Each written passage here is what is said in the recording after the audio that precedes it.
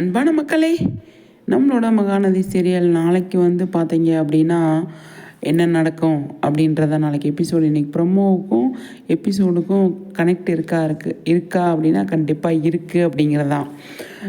கங்கா வந்து கொஞ்சம் டல்லாகவே இருக்கிறாங்க. அதை வந்து நம்ம குமரன் வந்து நோட் பண்ணிவிட்டு என்ன கங்கா அப்படின்னு கேட்குறாரு. அதுக்கு வந்து அவங்க வந்து நம்ம கங்காவை சமாதானப்படுத்தலாம் அப்படின்னு சொல்லிட்டு டெய்லரிங் ஷாப்பில் உட்காந்து கேட்குறாரு நம்மளோட குமரன். ஏன் கங்கா இப்படி இருக்க அப்படின்னு. வளைகாப்பில் வந்து எனக்கு நல்லா சிறப்பாக பண்ணணும், உன்னோட வளைகாப்புக்கு என்ன வேணும் சொல்லு அப்படின்னு குமரன் வந்து கேட்குறாரு. கேட்கும்போது எனக்கு ஒட்டியானம் போடணும்னு ஆசை, ஆனால் இப்போ அது வாங்க முடியாது, எனக்கு வேணாம் அப்படின்னு கங்கா சொல்கிறாங்க. அது வந்து குமரனுக்கு வந்து பயங்கரமாக மனசில் போய் ஆழமாக பதிஞ்சிருச்சு. அவர் வந்து என்ன பண்ணியாவது நம்ம கங்காவுக்கு ஒட்டியானம் வாங்கி கொடுக்கணும் அப்படின்னு மனசார நினைக்கிறாரு. உண்மையாக அதை பற்றி நம்ம பாராட்டி ஆகணும்.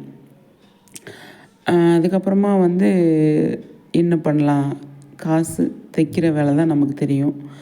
அப்போ சரின்னு சொல்லிட்டு அவர் வந்து டெய்லரிங் ஷாப்பில் போய் உட்காந்து தைக்கலாம் அப்படின்னு பிளான் பண்ணியிருக்காரு. துணியும் கம்மியாக இருக்குது. அப்போன்னு பார்த்து சினிமா, அதாவது சீரியல் ஆக்ட் பண்ணிகிட்டு இருந்தார் இல்லையா, அவங்க வந்து வராங்க. வந்து இந்த மாதிரி காஸ்டியூம் தைச்சி கொடுக்கணும் அப்படின்னு பயங்கரமாக சந்தோஷமாகிடுறாரு நம்மளோட குமரன். அப்போ விழுந்து விழுந்து தைச்சிட்ருப்பார். அப்போ நிவின் வந்து வருவார். நிவின் வந்தோடனே என்னண்ணே அப்படின்னு கேட்பார். எதுக்கு நைட்லாம் உட்காந்து தைச்சிட்ருக்க, போதும் நீ தைச்சது, வீட்டுக்கு போகலாம் அப்படின்னு. இல்லை எனக்கு பணம் தேவை, அதனால் வந்து நான் வந்து தைச்சி தான் ஆகணும் அப்படின்னு குமரன் சொல்கிறாரு. அப்போ அந்த நேரம் பார்த்து விஜயும் வந்துடுறாரு. நைட்டும் பகலும் தைக்கிறாருங்க குமரன். கண்டிப்பாக நம்ம விஜயும் சரி நம்ம குமரனும் சரி அவ்வளோ ஹெல்ப் பண்ணுறாங்க.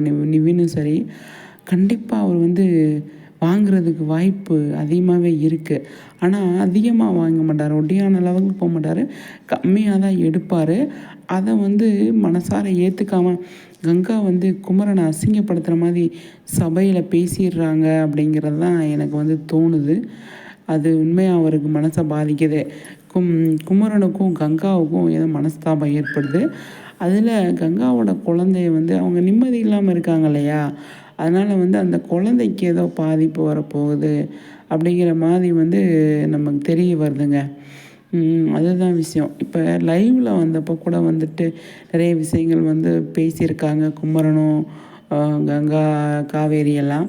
காவேரி குழந்தைக்கு எதுவும் ஆகாது, அவங்க ஃப்ரீயாக ரிலாக்ஸாக இருக்காங்க. கங்கா வந்து டென்ஷனாக இருக்கிறதுனால நடக்க வாய்ப்பு இருக்குது.